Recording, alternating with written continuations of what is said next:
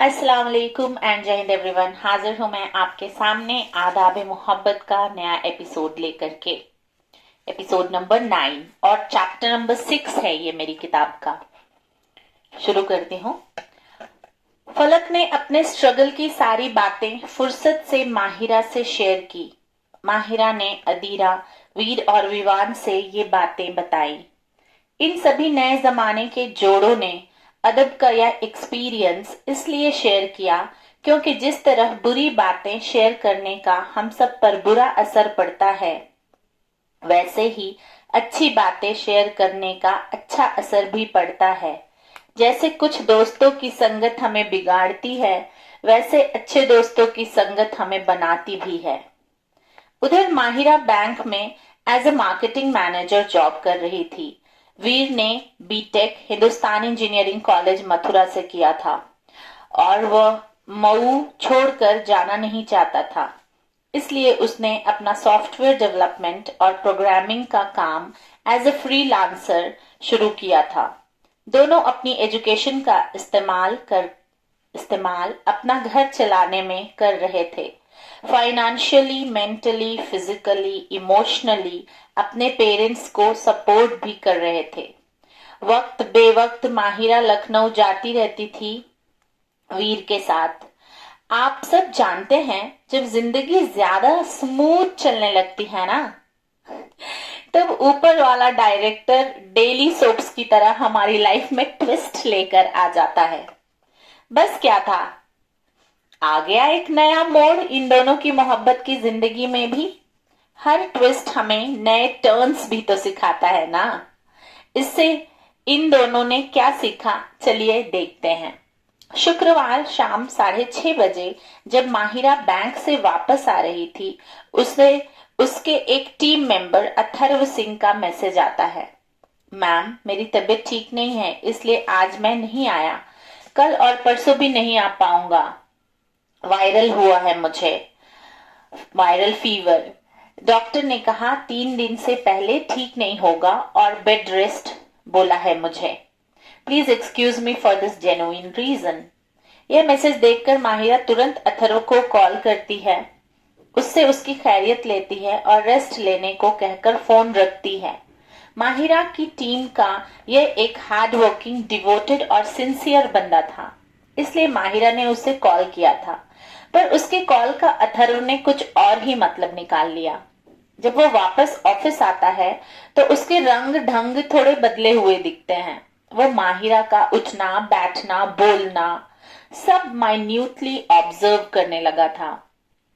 धीरे धीरे उसके दिल में माहिरा के लिए एक सॉफ्ट कॉर्नर डेवलप होने लगा। इन सब चीजों से माहिरा एकदम अनजान अपने कामों में लगी रहती थी।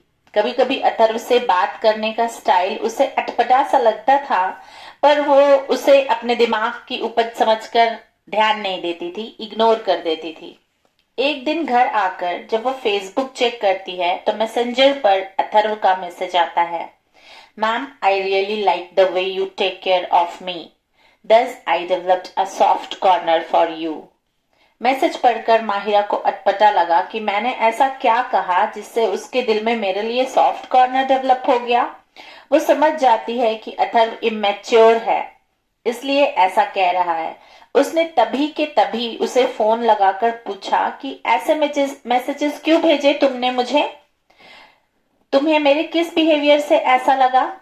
मैं आगे से तुमसे बात करने से पहले ध्यान रखूंगी। मेरी तरफ से ऐसा कुछ भी नहीं है अथर्व, तुम सिर्फ मेरी टीम के एक डिवोटेड मेंबर हो।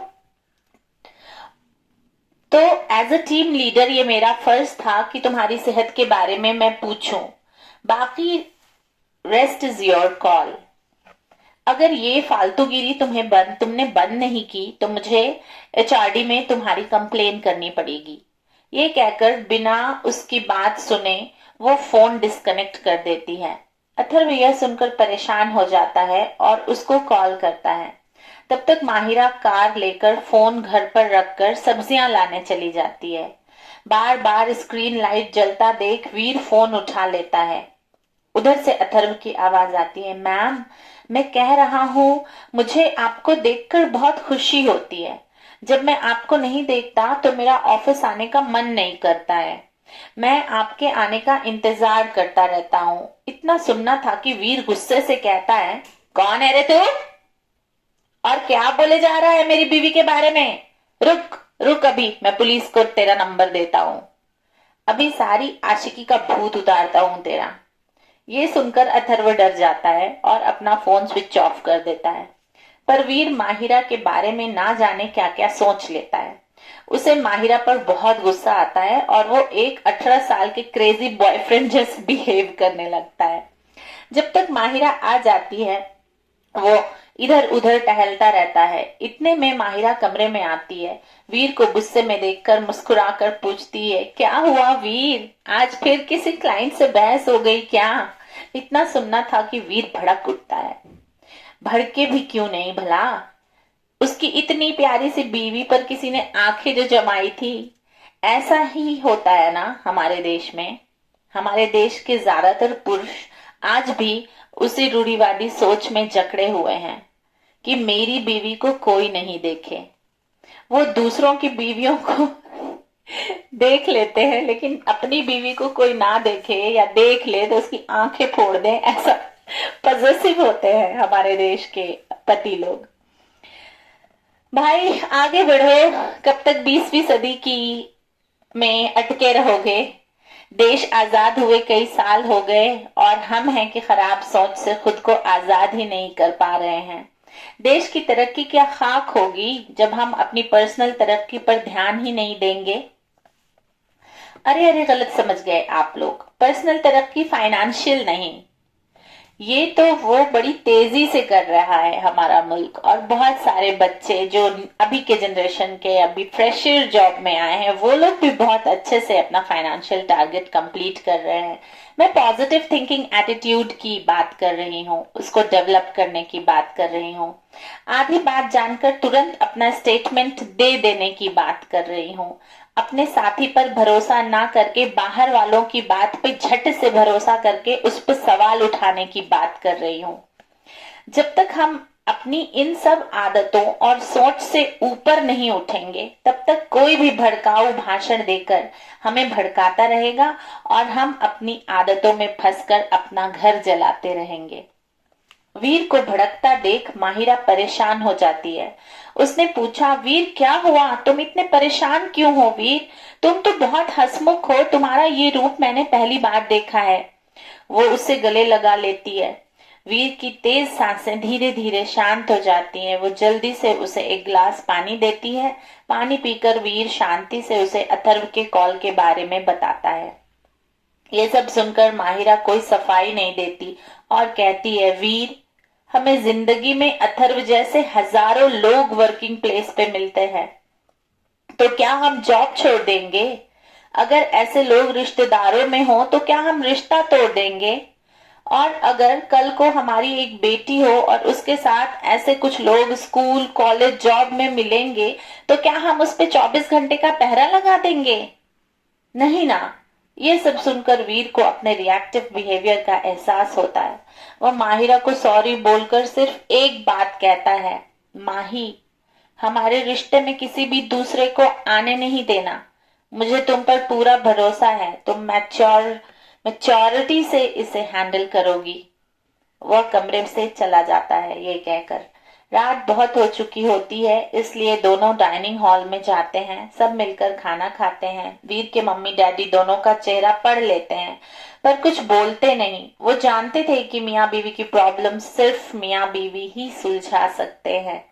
सभी खाना खाकर अपने अपने कमरे में चले जाते हैं। सुबह की किरणें एक नया माहौल बिखेरे आती हैं। सब अपने अपने कमरों में अपने अपने कामों में भी लग जाते हैं।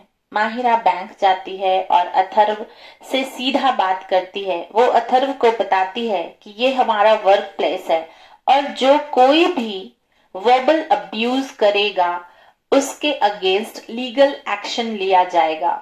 इसलिए तुम सिंसियरली अपने जॉब पर फोकस करो। रोमांस के लिए वीकेंड दिया जाता है, आप बाहर जाकर ये सब कर सकते हैं। वो ये भी बताती है कि फालतू के टीवी सीरियल्स देखना छोड़ दो जिसमें एक्स्ट्रा मैरिटल अफेयर्स दिखाए जाते हैं। इससे तुम्हारा दिमाग खराब होगा और करियर चौपट हो जाएगा।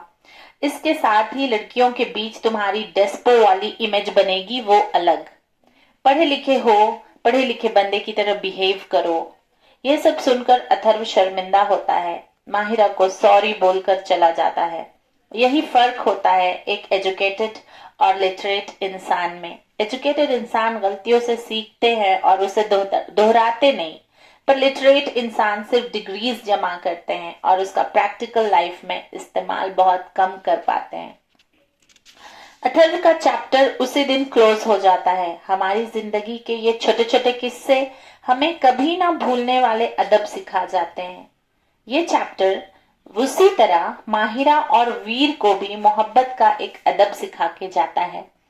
किसी भी सूरत में अपने जीवन साथी पे शक नहीं करना, ये अदब, क्योंकि शक रिश्तों की जड़ों को खोखला कर देता है। अगर हम इन छोटी छोटी बातों में अटक गए तो जिंदगी के सफर को सुहाना बनाने में जो पॉजिटिव एनर्जी हमें लगेगी और जो हमें लगानी चाहिए, वो हम बेकार की बातों में फॉलो करने में बर्बाद कर देंगे। जी साहिबान, अथर्व का चैप्टर माहिरा और वीर की खालिस मोहब्बत को दिखा जाता है। माहिरा मन ही मन ऊपर वाले का शुक्र अदा करती है कि धीरे धीरे वीर के दिल में उसके लिए मोहब्बत हो रही है। आई लव यू कह देने से बहुत आसान होता है, आई लव यू कह देना किसी को, पर वीर की तरह अपने पॉजिटिव बिहेवियर के जरिए मोहब्बत जिताना माहिरा का और अधिकतर बीवियों का मन मोह लेता है।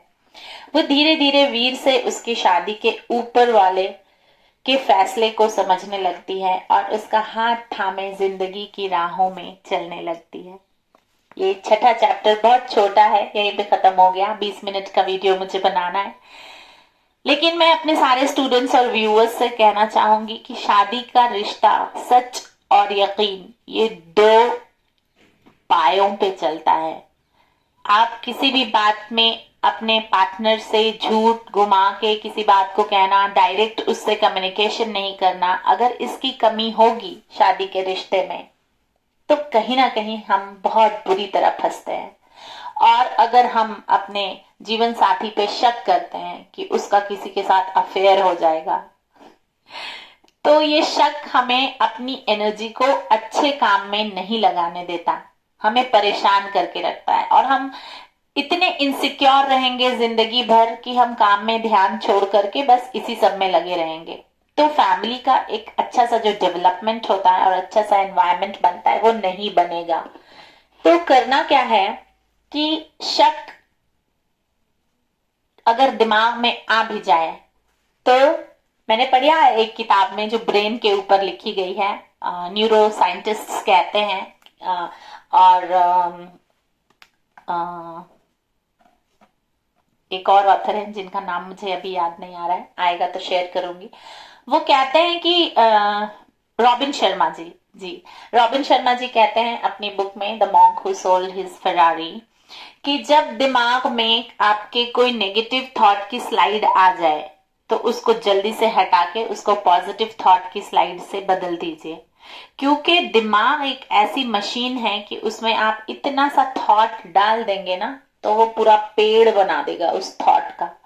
तो दिमाग बहुत ही ज्यादा एक्टिव होता है, तो उसमें ऐसी थॉट्स डालनी है जिसको वो मल्टीप्लाई करे। और दिमाग एक ऐसा बच्चा होता है जिसे हम जितना डांट कर रखते हैं उतना वो सही से चलता है। जैसे कि अगर मुझे कुछ दिमाग में ऐसे ख्याल आ रहे हैं और मैं दिमाग को कह दूं, छोटे बच्चे की तरह परेशान मत करो, मैं बहुत कंस्ट्रक्टिव चीजें करने पे अपना ध्यान लगा रही हूँ, मुझे ये सब चीजें नहीं सुननी है। और हम जितनी बार अपने दिमाग को ये बात कहते जाएंगे, दिमाग ट्रेंड हो जाता है और फिर ये शक और ये सब चीजों को एंटरटेन नहीं करता। ऐसा अक्सर नए शादीशुदा जोड़ों के साथ होता है, जिनको शादीशुदा जिंदगी का एक्सपीरियंस होने लगता है, जो समझेली देख करके अपने पार्टनर को समझने लगते हैं कि नहीं, मेरे पार्टनर में ऐसा कुछ भी नहीं है। तो उनकी लाइफ में इस तरह की शक और शुभा की चीजें नहीं आती हैं। जो इमेच्योर जोड़े होते हैं, शुरू शुरू में नए नए जिंदगी में बंधते हैं, जिन्हें एक दूसरे के बारे में पूरी बातें पता नहीं होती, उनकी लाइफ में ज्यादा हो जाते हैं। और चूंकि माहिरा और वीर बहुत नए थे एक दूसरे के लिए, तो ये शक आ जाना एक नॉर्मल सी बात है। लोग कहते हैं कि मेरा हस्बैंड बहुत पॉजिटिव है, और कभी कभी इनसिक्योर भी हो जाता है। तो मैं जो न्यूली मैरिड कपल होते हैं और जिनको ये जानना होता है कि ऐसा क्यों होता है, तो मैं एक जवाब उन बच्चों को, न्यूली मैरिड कपल्स को देती हूँ कि इनसिक्योरिटी वही होती है जहां मोहब्बत होती है, जहां जिस चीज से हम बहुत प्यार करते हैं। अब बताइए, सोने के जेवर को हम बाहर लिविंग रूम में टीवी यूनिट के पास क्यों नहीं रख देते? क्योंकि उसकी सिक्योरिटी जरूरी है, कोई भी उठा के ले जाएगा। तो एक बीवी अपने शौहर के लिए उसका गहना होती है, और एक शौहर उसकी बीवी के लिए उसका सबसे बड़ा दौलत। तो एक हल्का सा डर नेचुरल होता है दिल में, लेकिन उस डर को उतना ही रखिए कि वो शक का पेड़ ना बन जाए, और उस डर को सिर्फ पॉजिटिव तरीके से इस तरह से यूज करना है कि अपने हस्बैंड की बहुत केयर करनी है, उसका ख्याल रखना है, उसको एहसास दिलाते रहना है कि तुम मेरी जिंदगी की सबसे बड़ी नेमत हो, तुम्हारे अलावा मेरी जिंदगी में कोई इतनी बड़ी नेमत है ही नहीं। और ये सिर्फ बोलने से नहीं, आपके एक्शन से दिखना चाहिए कि आपकी लाइफ में आपके लाइफ पार्टनर से बड़ी नेमत और कोई नहीं है। तो हम बोल तो बहुत बार देते हैं, लेकिन अपने एक्शन से नहीं दिखा पाते कि उससे बड़ी नेमत हमारी लाइफ में कोई नहीं। और एक्चुअली में शादी के बाद लाइफ पार्टनर से बड़ी नेमत कोई होता नहीं है। हम फाइनेंशियली डिपेंडेंट हो, फाइनेंशियली इंडिपेंडेंट हो, किसी भी कंडीशन में, हमने शादी तो इसीलिए की है ना कि हमें लाइफ पार्टनर चाहिए और हमें उसका साथ चाहिए। पैसा है, पैसा नहीं है, इसका कोई असर नहीं होता इस रिलेशन पे, क्योंकि अगर हमें अपने पैसों पे ही इतना भरोसा था तो हमने शादी की क्यों? फिर हमने शादी तो इसीलिए की है ना कि हमें जीवन साथी चाहिए, उस साथी की कमी हमें खलनी चाहिए, उस साथी का खुशी में होना हमें ज्यादा डबल खुश कर दे। ये सब चीजें तो फीलिंग्स में होनी ही चाहिए, तभी तो हमने शादी की है। और अगर ऐसा नहीं है तो फिर शादी के रिश्ते में बंधने का कोई मकसद ही नहीं है। जब हम अकेले ही खुश रह सकते हैं, अकेले ही फाइनेंशियल इंडिपेंडेंट हैं, हम अकेले ही अपने लाइफ के सारे टारगेट्स पूरे कर सकते हैं, तो फिर इस झूठे रिश्ते में बंधने की जरूरत ही क्या है? इस रिश्ते में उन लोगों को बंधना है जिनको सच में अपने लाइफ पार्टनर की जरूरत है, उनकी अपनी खुशी में, अपने गम में, अपने उस जिंदगी के उतार चढ़ाव में ये एहसास होना कि मेरा लाइफ पार्टनर है मेरे साथ, उन्हीं लोगों को शादी करनी चाहिए। और जो बच्चे नई नई शादी होती है, इमेच्योर होते हैं, वो समझ नहीं पाते कि मम्मी पापा ने क्यों शादी करा दी, ज्यादातर अरेंज मैरिज में क्यों शादी करा दी।